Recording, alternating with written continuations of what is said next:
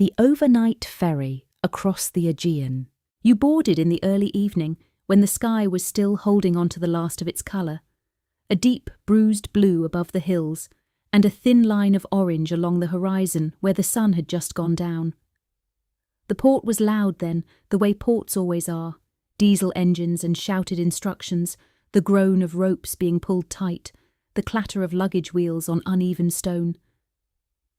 But that is already behind you now. The port is behind you. The lights of the town have begun to soften and shrink, pulling together like stars being slowly gathered into a fist, and then opening again, and then growing smaller still, until they are just a smear of warm gold at the edge of the dark water. You are on the open sea now. The ferry moves steadily, without hurry, as if it has made this crossing so many times that the water has simply become part of it. A well-worn path through something vast and dark and deeply patient. And ahead of you there is nothing to see yet. Only the sea, and the night beginning to arrive in earnest, and somewhere beyond it all, the far side of the Aegean waiting in the dark. The railing is cool under your hands, painted white, worn smooth at the top from years of other hands resting here, other people watching other evenings pass. The metal has a slight roughness to it at the sides, where the paint has chipped and the salt air has worked at it slowly, patiently, the way the sea works at everything. You run your thumb along the edge of it without thinking, feeling the texture, and it grounds you somehow. The simple fact of something solid and real beneath your fingers, while everything else moves gently around you. The sea tonight is not rough. It is not calm in the way a lake is calm, perfectly still and flat. It has a long, low swell to it, a slow undulation that lifts the ferry very gently, and then releases it, lifts it and releases it, in a rhythm so steady and slow that your body has already begun to follow it without being asked. You can feel it in the soles of your feet, transmitted up through the deck, a kind of pulse, deeper than sound. The water itself is dark, not black exactly, it is too alive for that. It catches what light there is, the last grey blue of the sky, and gives it back changed, softened, broken into thousands of small shifting pieces. Where the ferry moves through it, the water opens and closes again, and sometimes, just beneath the surface, there is a faint phosphorescence, a pale green glow barely visible, like something dreaming quietly in the deep. You watch it for a while without quite meaning to. It comes and goes. It is not there, and then it is. And then it is gone again, and the sea simply continues. Behind you, the wake stretches back across the water, two white lines of broken foam fanning out and slowly fading, merging back into the dark. The ferry has already passed over so much water tonight, and you are only at the beginning. There is something quietly beautiful about that.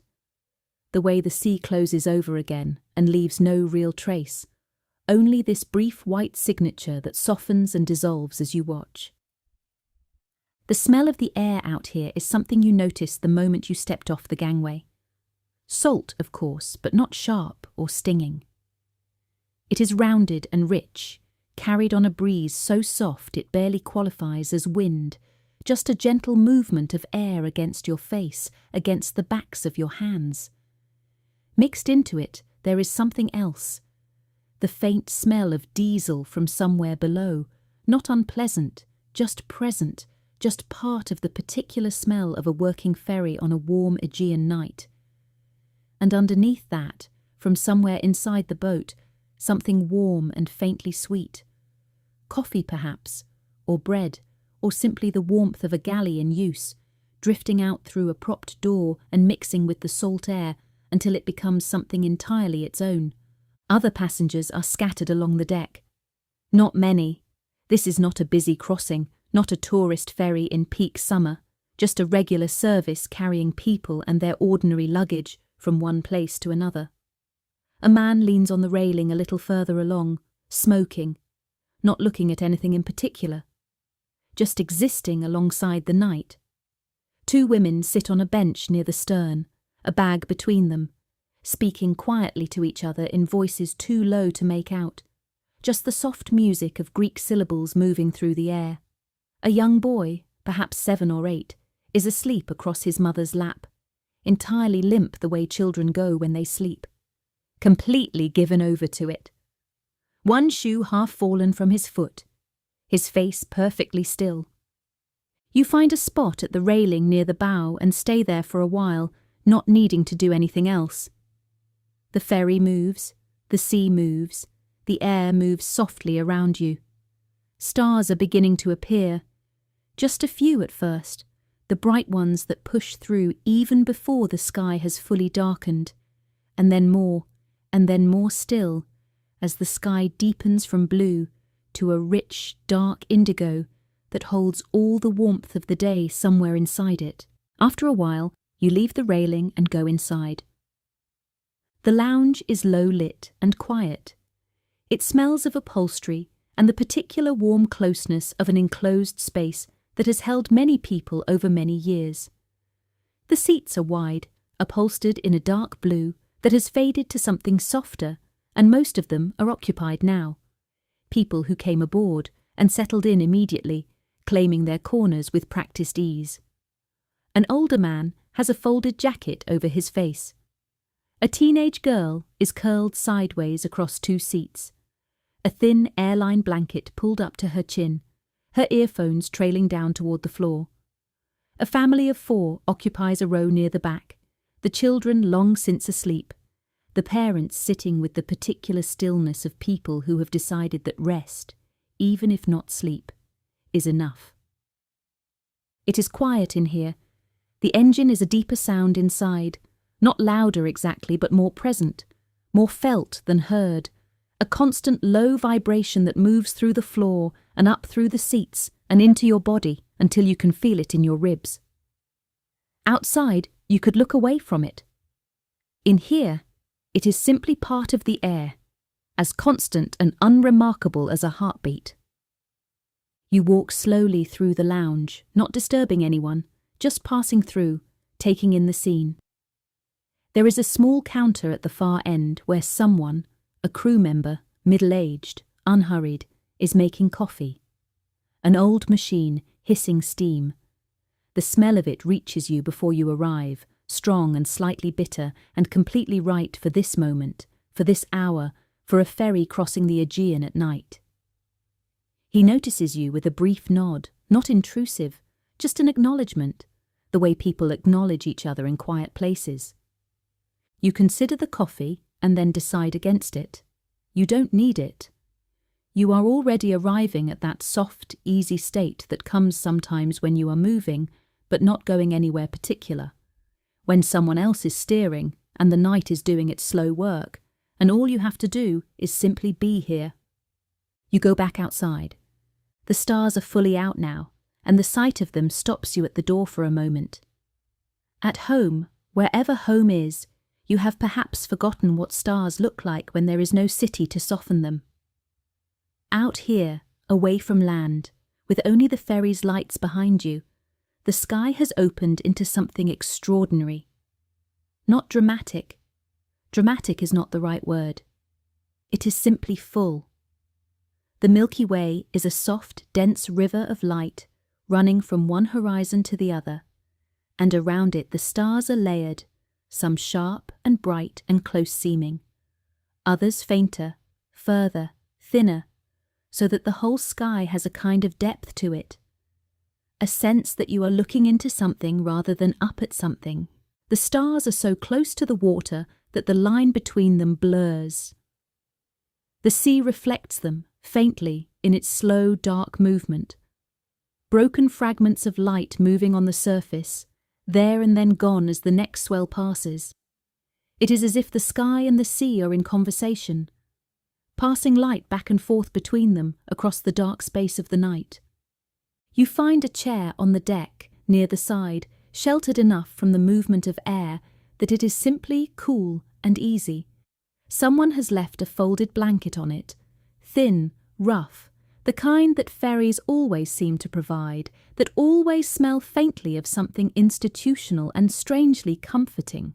You shake it out and pull it around your shoulders, not because you are really cold, but because there is something good about the weight of it, the familiar simplicity of a blanket against the night air. And you sit. The ferry continues its steady crossing. You cannot see the islands yet. They will come later, dark shapes rising from the water and then passing, slowly, back into the dark. For now there is only the open sea and the stars, and the long, slow rhythm of the engine beneath you. Perhaps an hour passes, perhaps less. Time moves differently out here, on the water, in the dark. It loses its edges. Minutes do not feel like minutes. The crossing has a duration, but you are not counting it. You are simply inside it, the way you are inside a piece of music, not measuring it, just experiencing it as it unfolds. Then, softly, something changes at the edge of the dark to the south. A shape that is darker than the water and darker than the sky, rising very slowly into view. An island. It has no lights, or almost none. Perhaps a single pale yellow glow somewhere near the water, a house or a small harbour lamp. The rest of it is just mass, just presence, just the particular weight of land in the middle of all this open water. You watch it come. It takes a long time. The ferry moves steadily, and the island comes toward you very slowly, and then it is a beam of you, and for a few minutes it is simply there, the closest thing in the world, a dark hill rising from the dark sea, and then it begins to fall behind, and the angle shifts, and slowly it becomes smaller, and the light, if there was a light, grows distant, and then the island is gone. Just gone. Just water again, just stars. And a little later, a lighthouse. It is somewhere to the east, too far away to see the tower itself, just the sweep of its light, a clean white pulse that crosses the sky every few seconds. One, pause, one, pause, one. It has a rhythm to it that is almost musical, almost meditative, a long space between each pulse, just enough time to breathe in, and then the light again, and then the dark. It continues as you watch, patient and unconcerned, doing exactly what it has always done, marking the edge of something, guiding whoever needs guiding, indifferent to the rest. You watch the lighthouse for a long time without deciding to. It is simply easy to watch. One pulse, pause, one pulse, pause. And the sea between you and it, moving softly, carrying those broken fragments of its light on its surface, catching each pulse for a moment and then letting it go. Nobody on this boat knew what was waiting for them on the other side. And for once, that felt like enough. The engine hums. You have noticed it less and less as the crossing has gone on, the way you stop noticing a sound that is always there. But now, in the quiet of this thought, you are aware of it again. Not as an intrusion. Nothing so sharp as that. Just a presence. A low, continuous vibration that moves through the ferry from somewhere deep below, through the hull, through the deck, through the chair you are sitting in, into your body. It is not an unpleasant sound. It is, in its way, a kind of reassurance, evidence that the boat is working, that it is carrying you, that it knows exactly where it is going, even if you have, for this hour, let that knowledge go. The rhythm of the engine is slower than a heartbeat, but faster than a wave. It sits somewhere between the two, a middle pace, steady and even and completely reliable. And the waves, if they can still be called waves, these long, slow swells, lift the ferry and release it, lift it and release it, in a rhythm slower still. So there are two rhythms here, layered. The engine and the sea. The ferry's own pulse and the water's ancient one. And between them, your own breathing has found a pace that matches neither exactly but sits comfortably between them, slow and full and easy. The stars have moved. You have been here long enough, that the sky has rotated very slightly, the way it always is rotating, always has been rotating, though you rarely sit still long enough to notice. The bright stars to the west have dropped a little toward the horizon. The ones to the east have risen. The whole vast wheel of the night has turned, slowly, while you sat here and you are still here, and everything is still fine. The blanket is warm now, heated by your own body. You pull it a little tighter without really thinking about it, just a small adjustment, a simple comfort. The air on your face is still cool and salt-smelling and clean. You breathe it in and let it out slowly. In and out, in and out. The ferry rises on a long, slow swell, and then comes gently down again, and the water hisses softly along the hull below you. You are not thinking about very much. This is unusual, perhaps, for you. Perhaps you are usually someone whose thoughts run quickly, moving from one thing to the next without pausing, planning, and remembering and wondering. But out here, in the dark, on the water, the thoughts have slowed to almost nothing. They pass through now and then, small and unhurried. A face you haven't thought of in a while. A half-formed question. The memory of the port and the noise of it when you boarded, which already feels distant, which already feels like something from a different part of the day, a different version of the evening.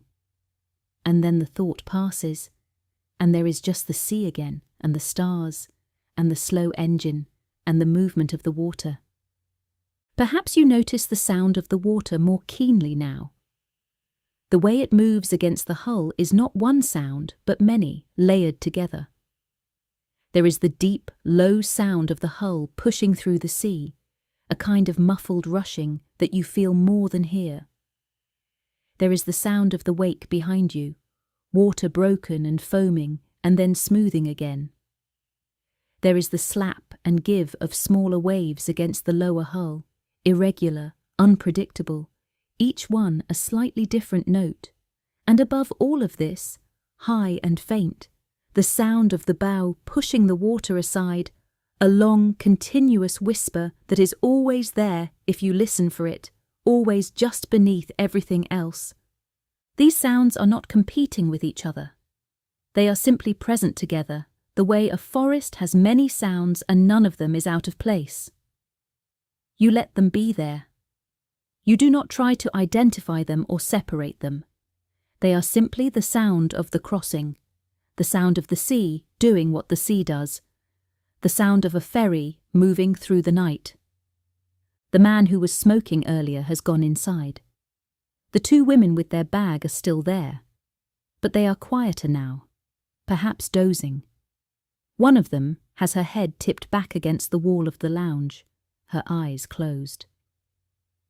The other is looking at the sea, or perhaps at nothing in particular, just resting her gaze somewhere that doesn't require anything of her. You are all of you simply here, moving through the same night, on the same water, wrapped in the same dark and the same stars. There is something in that which feels gently significant, though you could not quite put words to it, and you do not need to. Some things do not need words. Some things are simply felt, briefly, and then released, and they leave a small warmth behind. The swell has grown very slightly, or perhaps you are simply more attuned to it now.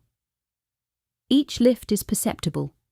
Your body rises with the ferry just a little, just enough to feel, and then settles again as the water passes beneath.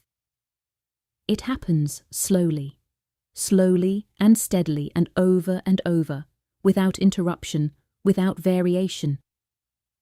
It is, you think, if thinking is still the right word for this gentle movement of awareness, the most natural rhythm in the world. The sea has been doing this since before anything else existed. Long before ships, long before people, long before language or thought or the naming of things, the sea was lifting and releasing in exactly this way. The stars are reflected in the water ahead of you now, The sea is calmer here, between the swells, and for long moments it lies flat enough that the sky appears in it, not clearly, not the way a mirror reflects, but softly. A dark mirror that shows the stars as slightly wavering points of light, there and then gone as the next swell passes.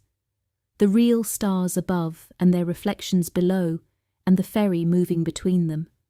And you on the ferry, very small and very still. It seems to you, without quite putting it into words, that this is a good way to be. To be small in something large, to be still in something moving, to let the night and the sea and the slow hum of the engine simply happen around you, without needing to direct any of it, without needing to do anything with it at all. Another island appears. This one is larger or closer, and it has more lights, a cluster of them along the waterline, the warm yellow of a village, and above them the dark hill rising against the sky. You can see, faintly, the shape of the land against the stars. The stars disappear behind it, and this is how you know it is there. This solid dark shape interrupting the sky. The village lights are reflected in the water below the island, long wavering columns of gold, moving gently. It is beautiful without being dramatic. It is simply beautiful in the way that simple things sometimes are, when you are quiet enough to see them. The island passes, slowly, slowly, the way everything passes out here. The ferry does not hurry. The sea does not hurry. The night does not hurry. And so the island comes, and it is there, and then it is behind you, and the lights grow smaller, and the dark hill sinks back below the horizon, and the stars reappear where it was, and the sea is open again. You have perhaps been half asleep without knowing it. It is hard to say. There is a state between waking and sleeping that the body sometimes finds on a long, slow journey, where you are not exactly conscious and not exactly unconscious, where the world continues around you but at a remove, as if through a layer of something soft. This is that state. You are in it. The sounds of the ferry and the sea continue. The engine hums. The water hisses along the hull. The swell lifts and releases. And you are here, inside all of it, simply here. The blanket is warm. Your hands are still. Your shoulders have dropped without your noticing, released from some long-held tension you may not have even been aware of carrying. The muscles of your face have softened. Your jaw is loose. Your breathing is slow and even, moving in and out without any effort, just moving, just happening, the way breathing happens. The stars overhead seem very close. This is one of the things about being far from land, far from any city. The sky comes down. It does not feel as distant as it does at home. It feels close enough, almost, to touch. Close enough that the stars seem to have weight, a gentle presence, as if the whole sky is bending very slightly toward you. Curious, unhurried, simply aware of you, the way old things are aware of small things passing through them. You are passing through. That is what this is. A crossing, a passage, a moving from one place to another across a dark sea at night. But right now, the destination is not real. Right now, there is only the crossing itself. The ferry and the water and the stars and the long, slow swell lifting you and releasing you. The engine has changed its quality in your awareness. It is no longer a sound you are listening to. It is simply part of the night, as constant and unremarkable as the temperature of the air, as the smell of the salt. It is there the way your heartbeat is there, reliable, unceasing, requiring nothing from you. And your heartbeat itself has slowed, though you are not tracking it. It is simply slower now than it was when you boarded, slower than it was when you stood at the railing watching the port lights shrink. Slower and more settled and more in keeping with this pace, this long water pace, this ancient Aegean pace that has nothing to do with clocks. Somewhere, perhaps, a dolphin is moving through the same water. Somewhere below, far below the hull, the seafloor lies in complete darkness and complete stillness, covered in whatever old things the sea keeps there. Ancient stone, very old, very patient. The water above it is dark, and the water above that is dark, and somewhere up near the surface, where the stars touch and the engine hum passes through, the ferry moves steadily on its course. You are on the ferry. The ferry is on the sea. The sea is under the stars are over everything. And you are here, inside all of it, held up by all of it, going somewhere, and for now not needing to know where. Long moments pass. Each one is complete in itself, and then it is gone, replaced by the next, which is almost the same swell, the same stars, the same hum, but not quite the same, because nothing is ever quite the same twice, even on a long, straight crossing in the middle of the night. The water finds new shapes. The stars rotate their slow rotation. The engine breathes its steady breath, and each moment passes and is replaced, and is also, in its way, continuous. As if the moments are not separate things, but simply different parts of one long, unbroken moment that has been going on since the ferry left the port and will go on until it arrives, and you are inside that moment, and you do not need it to end. The air against your face, the blanket around your shoulders, the movement of the deck beneath you, slow and large and reliable, the hiss of the water, the deep hum below, the stars. You breathe in, you breathe out. Perhaps it is very late now. Perhaps only an hour has passed since you found this chair and pulled the blanket around you. It is difficult to say, and it does not seem to matter. What matters is that the crossing is happening, that the sea is there, that the sky is full of stars. What matters is that you are warm enough and still enough, and the movement of the ferry is gentle. You think, without urgency, that you might go inside soon. Find a place to lie down. Let the movement of the water carry you into sleep from a horizontal position, the way a hammock does, the way a bed on a ship always does. That particular kind of sleep, deep and swaying, that leaves you feeling as if you have been held all night by something very large and very gentle. But not yet. For a few more minutes, just this.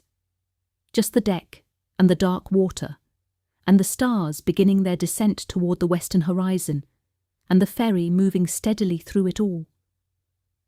The lighthouse is gone now. You do not know when you lost sight of it. It is simply no longer there when you look toward the east. The sea in that direction is completely dark, unbroken, stretching away to where you cannot see. And somewhere in that darkness, the coast of somewhere waits. Islands, perhaps, or mainland hills, or another port with its lights and its noise. But here now, in the middle of the crossing, none of that is real. There is only this, only the sea, only the night, only the slow engine, and the slow waves, and the very slow stars. You let out a long breath. You stand slowly, without hurrying. There is no reason to hurry, and the blanket falls from your shoulders. You fold it, somewhat approximately, and leave it on the chair. The night air is cool on your arms as you move. You feel the deck moving very gently under your feet, the slight lean and lift of it, and you have your sea legs now. If you did not before, your body has learned the rhythm of it, has adjusted without being asked, so that you move across the deck without thinking about balancing, without needing to. You take one more look at the water, one more look at the stars. The Milky Way is still there, its faint river of light running across the whole sky, and the bright stars are still bright, and the dark water is still lifting and releasing, and everything is still exactly as it was. You do not need to do anything with this. You just see it. And then you go inside.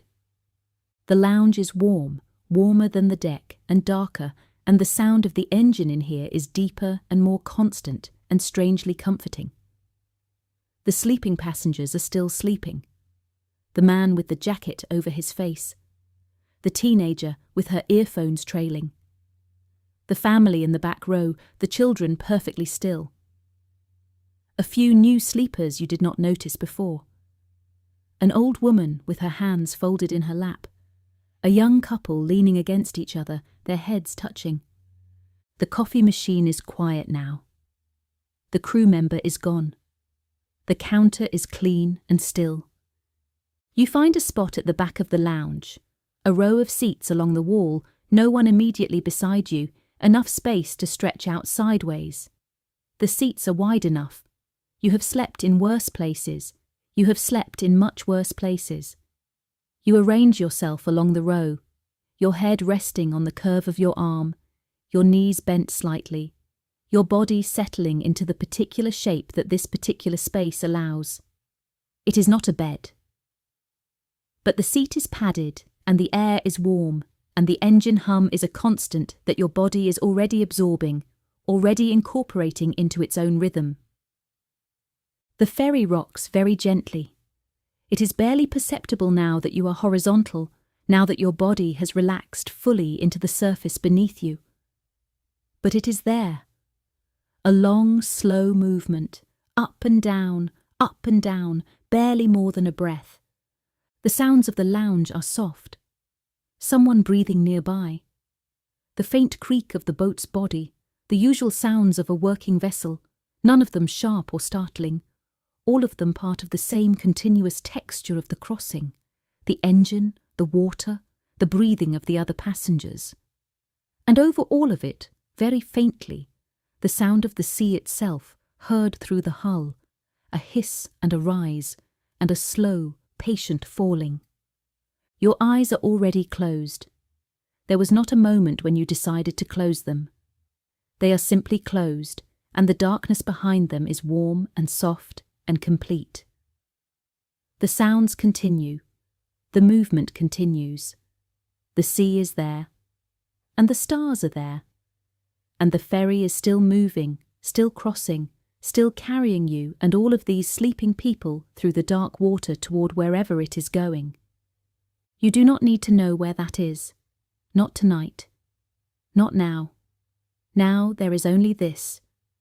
The warmth and the darkness, and the slow, deep, generous rhythm of the sea moving beneath you, lifting you very gently, releasing you very gently, again and again, as many times as is needed, as many times as it takes.